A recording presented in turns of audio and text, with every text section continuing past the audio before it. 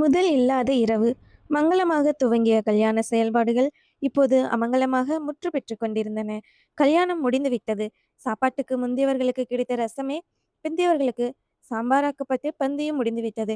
மணமேடைக்கு முன்னால் ஜோடி பொருத்தம் பார்ப்பதற்கு கூடிய இளவட்டங்கள் இப்போது கண்ணில் தட்டுப்படவில்லை. எந்த கூட்டத்துக்கும் அழைப்பில்லாமலே வரும் சிறுவர் சிறுமியர்கள் இந்த கூட்டத்துக்கும் வந்து ஐயரின் மந்திரம் அவருக்கு கேட்க முடியாத அளவுக்கு கத்தினார்கள். பந்தல் கால்களுடன் கட்டப்பட்ட குலை வாழைகளின் முந்தானைகளான இலைகளை கைகளால் கோதி துகிலுரிந்து அவற்றை பிடித்துக்கொண்டே கால்களால் சுற்றி வலம் வந்தார்கள். ஸ்பீக்கர் செட் சைலண்ட் ஆகிவிட்டது. மேலக்காரர்கள் ரேட் சம்பந்தமாக பெண் வீட்டாருடன் தகராறு செய்து கொண்டிருந்தார்கள்.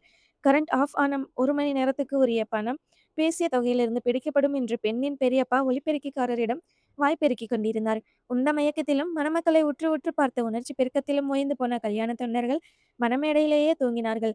அதுவும் கொசுக்கள் கடிக்காமல் இருப்பதற்காக தலைகளில் துண்டுகளை எடுத்து முக்காடு போட்டுக்கொண்டு பிணம் மாதிரி கிடந்தார்கள். வீட்டின் வராந்தாவை அடுத்து இருந்த உள்ளறையில் புது பெண்ணை சுற்றி ஒரே பெண்கள் கூட்டம். தவளை குரலில் அவர்களின் பேச்சு கிசு கிசு சத்தமாக கேட்டதே தவிர அதன் சாரம் வெளியே பாயவில்லை. தந்தையின் சொல்லை மந்திரமாக கொண்டவன் போல் புது மாப்பிள்ளை செல்லப்பாண்டி தத்தம் ஊர்களுக்கு அவசர அவசரமாக புறப்பட்ட உறவினர்களை தெரு வரைக்கும் வந்து வழியனுப்ப போனார். அவர்கள் அங்கேயே நின்று அவனோடு தத்தம் நெருக்கத்தை தெருக்காரர்களுக்கு காட்டும் வகையில் நெருங்கி நின்று சாவகாசமாக பேசிக் கொண்டிருந்தார்கள். அவர்களை நகர வைத்துவிட்டு வீட்டுக்குள் இருக்கும் புது மனைவியுடன் நெருங்கி அமர ஆசைப்பட்ட அந்த மாப்பிள்ளை பையன் சொந்தக்காரர்களுக்கு முன்னால் நடந்து அவர்களுக்கு வழிகாட்டினான். எப்படியோ பாதி தெரு வரைக்கும் நடந்து அவர்களை வழி அனுப்பி வைத்துவிட்டு மனைவியை பார்ப்பதற்காக திரும்பி நடந்தான். மனைவியே தெருவுக்கு வந்து என்ன நினைச்சிட்டீங்க, இப்படித்தான் என்னை ஏங்க வைப்பதா என்று கண்ணால் அதட்டுவது போல் கற்பனை செய்தான். அந்த கற்பனையே அவனை கிறங்க வைத்தது. செல்லப்பாண்டி இடையே தட்டுப்பட்டு ஒரு சிலரை பார்க்காதவன் போல் சக்கர கால்கள் கொண்டவனாய் பெண் வீட்டை பார்த்து தாவி தாவி நடந்தான். விரல்கள் பாதங்களிலிருந்து பீத்துக் கொள்வது போலவும் கால்கள் உடம்பிலிருந்து விலகி கழன்று கொள்ள முயல்வது போலவும் அவன் நடக்காத குறையாக ஓடி ஓடாத குறையாக நடந்தான். பிறைநிலா நெற்றியும் காதல ஓடிய கண்ணும் பெரியோர் ஆசிர்வதித்து போட்ட மஞ்சள் அரிசி நிறமும் கொண்ட மனைவியின் கூந்தலை பிறர் அறியாது இழுக்க துடித்தவனாய் அருகில் அமர்ந்திருக்கும் சாக்கில் அவள் கையை கிள்ள நினைத்தவனாய் அவள் நாணத்தில் கண் சிவந்து தன்னை மருட்சியான மகிழ்வோடு பார்க்கும் நேர்த்தியை காண பரப்பவனாய் மணப்பந்தலுக்குள் நுழைந்து வீட்டுக்குள் எப்படி முன்னேறுவது என்பது தெரியாமல் தயங்கி நின்றான். பெண் வீட்டு பெண் ஒருத்தி வீட்டு படிக்கட்டில் நின்றபடியே அவனை பார்த்து கேட்டாள். அவள் சொன்ன சொல் மனைவியே அவளுக்கு பின்னணி குரல் கொடுத்தது போல் கேட்டது. எவ்வளவு நேரமாய் பெண்ணை காக்க வைக்கிறது, சீக்கிரமா கை நனைக்க வாங்க. அவள் பசியில் துடிக்காள். செல்லப்பாண்டி வகையறாக்களின் குல மரபுப்படி புதுமண தம்பதிக்கு ஒரே தட்டில் உணவு பரிமாறப்படும். மாப்பிள்ளை முதலில் பாதி சோற்றை சாப்பிட்டு விட்டு மீதியை சாப்பிடாமல் வைக்க வேண்டும். அதை மனைவி சாப்பிடுவாள், சாப்பிட வேண்டும். இதுதான் கை நனைப்பு.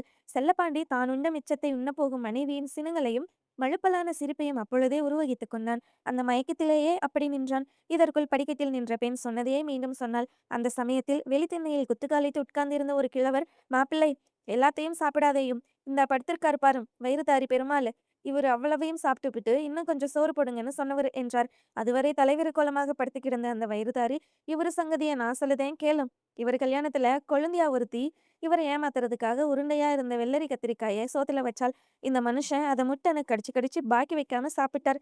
இவ்வளவுக்கு அது பச்சை கத்திரிக்காய். கத்திரிக்காய்க்கும் முட்டைக்கும் வித்தியாசம் தெரியாத மனுஷன் இவர் பேச்ச நீ ஒரு பைத்தியக்காரன் கேட்டுக்கிட்டு நிக்க பாரு என்று சொல்லிவிட்டு மீண்டும் மணமேடையிலேயே தடால் என்று விழுந்து மூச்சு விடும் பிணமானார். செல்லப்பாண்டி சத்தம் போடாமல் சிரித்துக்கொண்டு படிக்கட்டில் ஏறிய போது உள்ளே இருந்து வந்த ஒருவர் ஒரு செம்பு நிறைய தண்ணீர் கொண்டு வந்து கொடுக்க அவன் அதை எடுத்து வீட்டின் கிழக்கு சுவர் அருகே கையலம்பி விட்டு கைக்குட்டையை எடுத்து அவன் முகத்தை துடைத்த போது அவன் அக்காள் செல்லம்மா கை குழந்தையுடன் அந்த பக்கம் வந்தாள். தம்பியை பார்த்தவுடன் தன்னையும் அறியாமலே கண்கள் கசிய அவற்றை தன் குழந்தையின் தோளில் வைத்தே தேய்த்துவிட்டு, போடா சீக்கிரமா போ சாப்பிடு, உன் பொண்டாட்டி உனக்காக ஊசி முனையில் ஒரு காலும் உச்சந்தலையில ஒரு காலுமா தவம் இருக்காள், நல்லா சாப்பிடு என்று சொல்லிக்கொண்டே பந்தலுக்கு அருகே போய் நின்று கொண்டாள். செல்லப்பாண்டி போகிற அக்காளை பார்த்தான். கிண்டல் செய்கிறாளா? இருக்காது. அவள் அப்படிப்பட்ட டைப் இல்லை. அவள் முகம் கூட கடுகடுப்பாய் பானையில் இருந்து பொங்கு துடைக்கும் பால் மாதிரி கண்ணீர் நுரையுடன் இருப்பது போல் தோன்றியது. அவன் அக்காளின் அருகே சென்றான். அவளே ஏதாவது பேசுவாள் என்று நினைத்தான். அவளோ பிரிய போன உதடுகளை கடித்து கொண்டாள். அவனே கேட்டான், என்னக்கா ஒரு மாதிரி பேசுற? ஒண்ணுமில்லப்பா, நீ சாப்பிட போ. நாளானால் சரியா போயிடும். நீ இப்போ சொல்லாட்டா இன்னைய பொழுது சரியாகாது. இது முக்கியமான நாள் என்பதையும் மறந்துடாதே. ஒண்ணுமில்லைப்பா, உனக்கு சம்பந்தமில்லாத விஷயம், நீ போ. இதற்குள் மாப்பிள்ளை வாங்க என்று மாமனாரே வீட்டுக்குள் இருந்து கூப்பிட்டார். அக்காளிடம் அப்புறம் பேசிக் கொள்ளலாம் என்று நினைத்து அவன் நகர போன போது அக்காள் மகள் செல்வி 10 வயது சிறுமி வீட்டுக்குள் இருந்து வெளியே வந்தாள். அம்மாவிடம் ரகசியம் பேசுபவள் போல் மாமனுக்கும் கேட்கும்படி கத்தினாள். அம்மா, பொண்ணு இன்னும் அழுதுகிட்டு தான் இருக்காள். செல்லப்பாண்டி திடுக்கிட்டான். அழுகிறாளா? ஏன் தன் வீட்டுக்காரர்கள் அவள் மனத்தை நோகெடுத்து விட்டார்களா? நகை சரியில்லை, தொகை சரியில்லை என்று நச்சரித்து விட்டார்களா?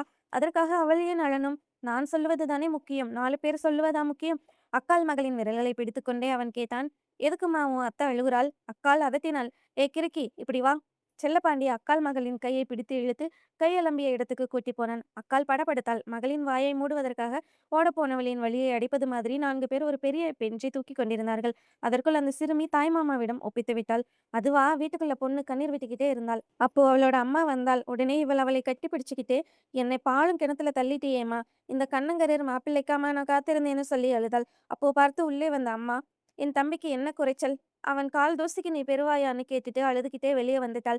செல்லப்பாண்டியின் காதுகள் தாமாக இறைந்தன. அவற்றுக்குள் காற்று புகுந்து பலூன் மாதிரி ஏதோ ஒன்று வெடிப்பது போன்ற பேரிரைச்சல். கண்கள் அக்னி குழம்பாகி திரவமாக மாறுவது போன்ற உருமாற்றம். அடைமழை போல் உடலெங்கும் வேர்வை. கைகள் தாமாக தலையை பிடித்து கொண்டன. சிறிது நேரம் வரை தாம்பத்திய பேராசையில் நெகிழ்வோடு இருந்த இதயம் இப்போது ஒப்பாரி ஓசையுடன் இழவு மேளம் போல வேகமாக அடித்தது. என்பு தோல் போர்த்திய அவன் யாக்கையை கிழித்துக்கொண்டு வெளியே வர துடிப்பது போன்ற வேகம். மூச்சு உள்ளேயும் வெளியேயும் போக முடியாமல் மூக்குக்குள்ளேயே சிறைப்பட்டது போன்ற முட்டல். வானம் இருண்டு தானும் இருட்டிப் போனது போன்ற பிரம்மை. அந்த பிரம்மையின் பிடியில் சிக்கிக்கொண்டே பாம்பின் வாய் தவளை போல் பாதி உடல் போன பின் நீ என்ன காப்பாத்துவது என்று பதுங்கி நிற்கும் பிரிதொரு தவளையை பார்க்கும் அந்த பிராணியைப் போல் அவன் அக்காளை பார்த்தான். அக்காள் தொலைவில் இருந்தபடியே தன் முகத்தை கை குழந்தையை வைத்து மறைத்து கொண்டாள். இப்போது வீட்டுக்குள் இருந்து 4-5 பேர் வெளியே வந்து மாப்பிள்ளையை சுற்றி நின்றபடி, நேரம் ஆகுதில்ல, முதல்ல கை நனையுங்க என்று சொல்ல, விஷயம் தெரியாமலும் தெரியப்படுத்தாமலும் பந்தக்காலை பிடித்துக்கொண்டு நின்ற செல்லப்பாண்டியின் தந்தை, போயேண்டா, உனக்கு எத்தனை தடவை தான் சொல்லுவாங்க என்றார். செல்லப்பாண்டி தந்தையின் முகத்தை பார்த்தான். மகனை பட்டப்படிப்பு படிக்க வைத்ததற்காக கையில் பட்டை ஏந்தாத குறையாக கடன் வாங்கியும், முழு வயிற்றை கால் வயிறாக சுருக்கியும் இப்போது பெருமிதமாக நின்ற பெற்றவரை பார்த்தான். முதல் சம்பளத்தை அனுப்பிய போது, முதல்ல உனக்கு வேண்டியதை வாங்கிக்கோடா, மெட்ராஸ்ல தன்னந்தனியா என்ன பண்ணுவ என்று சொன்ன அந்த விதிவிலக்கு மனிதரை பார்க்க பார்க்க அவனுக்கு தன் விதி சிறிதாக தெரிந்தது. தந்தைக்கு விவரம் தெரியக்கூடாது என்ற எச்சரிக்கையில் எந்திரம் போல் உள்ளே சென்றான். பெண்ணின் முகம் சிரிக்காமல், கண்கள் மட்டும் சிவந்திருந்தன. நாணத்தால் குனிய வேண்டிய தலை அவமானத்தால் கவிழ்ந்திருப்பது போல் தோன்றியது. இப்போதுதான் அவனுக்கே நினைவு வந்தது. தாலி கட்டும்போது தன் கையில் அவள் கண்ணீர் சொட்டு விழுந்தது. அதை அப்போது ஆனந்த கண்ணீராக பாவித்தான்.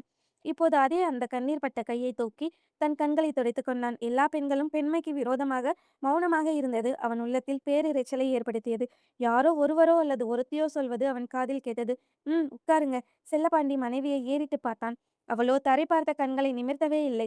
திடீரென்று அவன் அமைதி கலந்த ஆக்ரோஷத்தோடு சொன்னான். எனக்கு எச்சில் சோறு கொடுத்தும் பழக்கமில்லை, எடுத்தும் பழக்கமில்லை. நான் எச்சில் சோறும் இல்லை, பெண்ணுக்கு தனியா சோறு போடுங்க. பசிச்சால் சாப்பிடட்டும், எனக்கு இப்போ பசிக்கல, நான் அப்புறமாக சாப்பிட்டுக்கிறேன். செல்லப்பாண்டி எந்த வேகத்தில் சொன்னானோ அந்த வேகத்தில் நடந்து பந்தலுக்கு சற்று தொலைவில் போடப்பட்டிருந்த நாற்காலியில் போய் தலையில் கை வைத்து முதுகை வலித்து முகம் கவிழ உட்கார்ந்தான். என்னமோ ஏதோ என்கிற மாதிரி உள்ளே ஆண்கள் குரலும் வெளியே பெண்கள் குரலும் அவனுக்கு கேட்டன. அவன் தந்தை யதார்த்தமாக கோபத்துல சாப்பிடாம இருக்க மாட்டான். அவனுக்குன்னு சில அபிப்பிராயங்கள் வச்சிருக்கிறவன். அதை விட்டு கொடுக்கவும் மாட்டான். பிரத்தியாரப்படி பிடிக்கும்படியும் சொல்ல மாட்டான். இப்போ என்ன வந்துட்டு, மாப்பிள்ளை எச்சில் சோற பொண்ணு சாப்பிட்றது தப்புதான், விட்டு தள்ளுங்க என்று அவர் சொல்வதும் கேட்டது. உண்மைதான். ஒரு மாதிரியான சில தனி அபிப்பிராயங்களை கொண்டவன் தான் அவன். கிராமத்தில் மத்திய வர்க்கத்தின் கீழ்த்தட்டில் உதித்து 30 கிலோமீட்டர் தொலைவுள்ள கல்லூரிக்கு தினமும் ரயிலில் போய் வந்து ரயில் பிரயாணத்தால் ஒருவித ஏகாந்த சிந்தனையை வளர்த்து கொண்டவன். பேண்ட் சிலாக் மாணவ பட்டாளத்தில் வேட்டியோடு போனவன். பூட்ஸ் கால்களுக்கு இணையாக செருப்பில்லாமல் நடந்தவன். நிறத்தாலும் உடையாலும் தனித்திருப்பதையே தனி கவர்ச்சியாக நினைத்த ஓரிரு கல்லூரி பெண்கள் அவனை காதலிக்க முன்வந்ததும் உண்டு. அவர்களை பார்த்து இவன் பின்வாங்கியதும் உண்டு. வறுமை அவனுக்கு ஒரு காம்ப்ளெக்ஸ் ஆகாமல் அதற்கான காரணங்களை ஆராயும் வகையில் மதங்களின் போதனைகளையும் பொருளாதார சமூக நிபுணர்களின் ஆய்வுகளையும் படிக்க வைத்தது. வறுமையால் தாக்கப்படாமல் அதனை அதன் வேறு போன்ற காரணத்தோடும் வேரடி மண்ணான காரியத்துடனும் தாக்க நினைப்பதையே சிந்தனையாய் கொண்ட ஒரு சிந்தனையாளனுக்குரிய இயல்புப்படி அவன் உருவுக்கு முக்கியத்துவம் கொடுத்ததில்லை. தந்தை இந்த பெண்ணை நேரில் பார்க்கும்படி சொன்னபோது கூட மானுட ஜீவி அனைத்துமே அழகுதான் என்கிற மாதிரி பெண்ணை பார்க்க வேண்டியதில்லை என்று சொல்லிவிட்டான். அதே சமயம் மனமேடையில் பெண்ணின் அழகால் கவரப்பட்டு அந்த அழகை தன்னை அறியாமல் உபாசித்தான். அப்போது கூட தனது கருப்பு அவனது வெள்ளை மனத்தை உறுத்தவில்லை. செல்லப்பாண்டி நாற்காலியிலிருந்து எழுந்தான். கல்யாண வீட்டின் எல்லை பரப்புக்குள்ளேயே சிறிது நேரம் உலாவினான். கை நனைக்காமல் கை கழுவியவளை நினைத்தபடியே சூனியத்தை துரத்துபவன் போல் உலாவினான். பின்னர் கல்யாண கூட்டத்தின் கண் பார்வை எட்டாத குளத்துக்கரை பக்கமாக நடந்தான். அவனை பின்தொட போனவர்களை சைகையாலேயே வரவேண்டாம் என்று சொல்லிவிட்டு குளத்துக்கரை மேல் நடந்தான். ஒரு குறிப்பிட்ட இடத்தில் கரைக்கு கீழே உற்று பார்த்தான். பாழும் கிணறு அல்ல. நானே. பெண்ணை பொறுத்தவளை அளவில் நான் அதுவே. சிந்தனை அவனை பேயாய் அலைக்கழித்தது. மாப்பிள்ளை குடிகாரன், ஸ்திரீலோலன் என்று எவனாவது ஒருவன் எழுதிய மொட்டை மனுவை படித்துவிட்டு, பொறுப்புள்ள பெண் அழுவாள். அவன் நல்லவன் என்று அறிந்ததுமே அவள் அழுகை இரட்டிப்பு மகிழ்ச்சியாகும். அல்லது கெட்டவனாக இருந்தால் அவன் தானாய் திருந்தியோ அல்லது அவள் திருத்தியோ தாம்பத்தியம் எந்த பத்தியம் இல்லாமலும் செழிக்கலாம். காதல் தோல்வி என்றால் கூட காலப்போக்கில் சரியாகிவிடும். ஒல்லியாக இருக்கிறான் என்றால் சாப்பிட்டு தடியாகலாம். தடியன் என்றால் உண்டி சுருக்கி அந்த பெண்ணை மகிழ வைக்கலாம். உடம்பில் ஏதாவது சதை திரட்சி இருந்தால் அதை கூட அறுத்து விடலாம். ஆனால் உடம்பு முழுவதையுமே கருப்பு என்ற ஒருத்தி ஒதுக்கும்போது அந்த உடல் முழுவதையுமே அறுத்தெறிந்தால் அன்றி தீராத பிரச்சனை இது. செல்லப்பாண்டி மனம் போன போக்கில் நடந்தான். பிடிக்காத பெண்ணுடன் எப்படி வாழ்வது? எங்கேயாவது ஓடிப்போய் விடலாமா? எப்படி முடியும்? அவளுக்கும் தங்கைகள் இருக்கிறார்கள். தனக்கும் தங்கைகள் இருக்கிறார்கள். இவன் ஓடி அவர்களுக்கு வரும் கல்யாணமும் ஓடிப் போய்விடக்கூடாதே. அதற்காக எப்படி குடும்பம் நடத்த முடியும்? கட்டிய தாலியை கழற்ற அவன் தயார். ஊர் உலகம் ஒப்புமா? குடும்பம் நடத்தித்தான் ஆக வேண்டும். ஆனால் என்ன ஆனால்? வாழ்க்கையே ஆனால் ஆகிவிட்டதே. கால நேரம் தெரியாமல் அவன் கால்கள் அவனை பல்லக்கு சுமப்பது போல சுமந்தபோது, செல்லப்பாண்டி செல்லப்பாண்டி என்ற குரல் கேட்டு திரும்பி பார்த்தான். தன் உறவினர்களும் பெண்ணின் உறவினர்களும் படையெடுத்து வருவது போல் வந்தார்கள். செல்லப்பாண்டி செல்லப்பாண்டி என்ற குரல் கரையில் மோதி குளத்தில் எதிரொலித்தது. செல்லப்பாண்டி ஒருவேளை இந்த பெயரை கூட கர்நாடகம் என்று ஒதுக்கியிருப்பான். இதை கூட செல்வா என்று மாற்றிக்கொள்ளலாம். ஆனால் உடம்பு நிறத்தை மாற்ற முடியுமா? செல்லப்பாண்டி அவர்களை பார்த்து திரும்பி நடந்தான். அவன் வேதனையை பகிர்ந்து கொள்பவர்கள் போல் அத்தனை பேரும் அவனை மௌனமாக பார்த்தார்கள். தந்தை அவன் கையை எடுத்து தன் கைக்குள் பத்திரப்படுத்திக் கொண்டார். மெதுவாக, நான் ஒருவன் உனக்காக இருக்கிறத மறந்துடாதடா என்று தழுதழுத்த குரலில் சொன்னபோது அவரது கை தானாக ஆடி தன் கையையும் ஆட்டுவிப்பதை புரிந்து கொண்டான். எப்படியோ விவகாரம் எல்லோருக்கும் தெரிந்துவிட்டதை தெரிந்து கொண்டான். வீட்டுக்குள் அவன் நுழைந்தபோது உள்ளறையில் ஒரு கட்டிலில் மனைவி குப்புறப்படுத்தி கிடந்தாள். செல்லப்பாண்டி கூனி குறுகியவனாய் ஒரு சாய்வு நாற்காலியில் உட்கார்ந்தான். அவள் அம்மாக்காரி மகளை பார்த்து, நீ என்ன ரதி அடி என்று இவனை பார்த்து கொண்டே திட்டுவதிலிருந்து அவள் மருமகனாய் ஆகிப்போனவனின் திருப்திக்காக திட்டுகிறாள் என்பதை புரிந்து கொண்டான். பிறகு மாமியார் அவன் அருகே வந்து கைகள் இரண்டையும் பிசைந்தபடி செல்லமாய் வளர்த்த பொண்ணை மனசுல இருக்கிறத மறைக்க தெரியாதவள் என்று தன் பாட்டுக்கு சொல்லிக் கொண்டிருந்தாள். செல்லப்பாண்டிக்கு அந்த சூழலே கேவலமாக தெரிந்தது. மாமியார்காரி மகளுக்கு மறைக்க தெரியாது என்பதற்காக தான் வருந்துகிறாளே தவிர அப்படிப்பட்ட ஒரு எண்ணம் வந்ததற்காக அல்ல. செல்லப்பாண்டி எழுந்து வெளியே போகப் போனான். ஒருவர் அவனை வழிமறித்து உட்கார வைத்தார். அவனுக்கு எல்லாமே அசிங்கமாக தோன்றியது. ஆடு மாடுகள் கூட விருப்பம் இருந்தால் தான் இணையும். ஆனால் இங்கே விருப்பமில்லாத ஒருத்தியையும் வெறுப்படைந்த ஒருவனையும் இணைக்க பார்க்கிறார்கள். இதிலிருந்து தப்ப முடியாதா? தப்ப முடியவில்லை. இரவில் சாப்பிட தயங்கினான். எல்லோரும் அப்போதே சாகப் போகிறவர்கள் போல முகம் காட்டியதால் அவன் அவர்களின் மகிழ்ச்சிக்காக துக்கத்தோடு சாப்பிட்டான். துக்கத்தை உண்பது போல் உண்டான். அவளோ இன்னும் குப்புறப்படுத்து கிடந்தாள். எல்லாரும் அவனை விழுந்து விழுந்து உபசரிப்பதில் இருந்தார்களே தவிர விழுந்து கிடப்பது போல் கிடந்த அவளை ஒரு பொருட்டாக நினைக்கவில்லை. செல்லப்பாண்டிக்கே அவளை பார்க்க பரிதாபமாக இருந்தது. செல்லப்பாண்டி எதேச்சையாக மாடிக்கு போனான். அங்கே கிடந்த மெத்தை கட்டிலில் கண்களை மூடியபடி தூங்காமல் கிடந்தான். எவ்வளவு நேரம் ஆகியதோ தெரியவில்லை. 2 பெண்கள் அவளை அங்கே கொண்டு வந்து அங்கேயே விட்டுவிட்டு கதவை சாத்தும் சத்தம் கேட்டதும் அவன் கண் விழித்தான். ஓஹோ, முதலிரவோ? கல்லென்றாலும் கணவன் என்று மனத்தை கல்லாக்கி கொண்டு வந்து விட்டாளோ?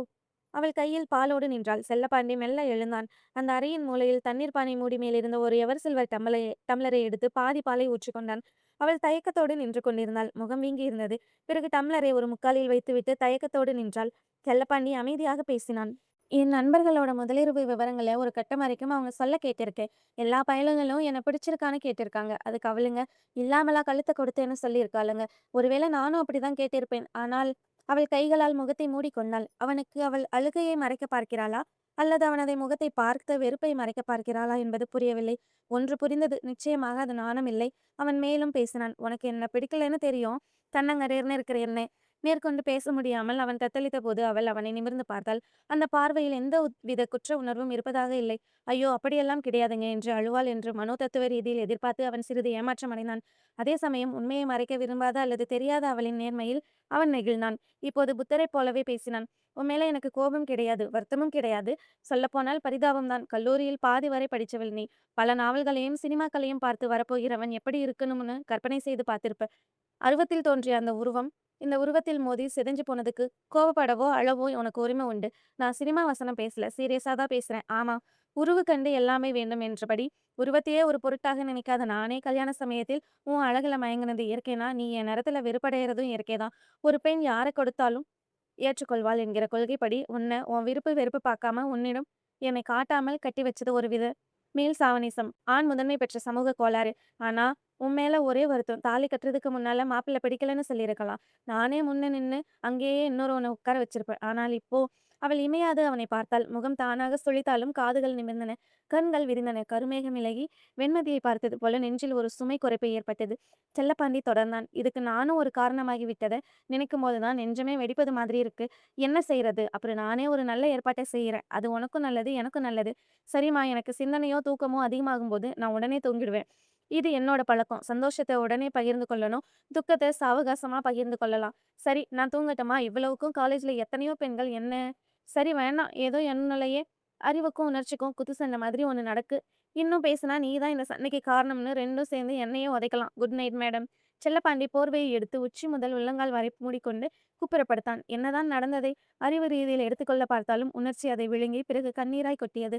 நிதானமாக மூச்சுவிட்டு விம்மலை அடக்கியபடி அப்படியே முடங்கினான். பிறகு சுற்றுப்புற சூழல் அற்றுப்போனது போல் துக்கத்தில் அடங்கி தூக்கத்தில் சங்கமித்தான்.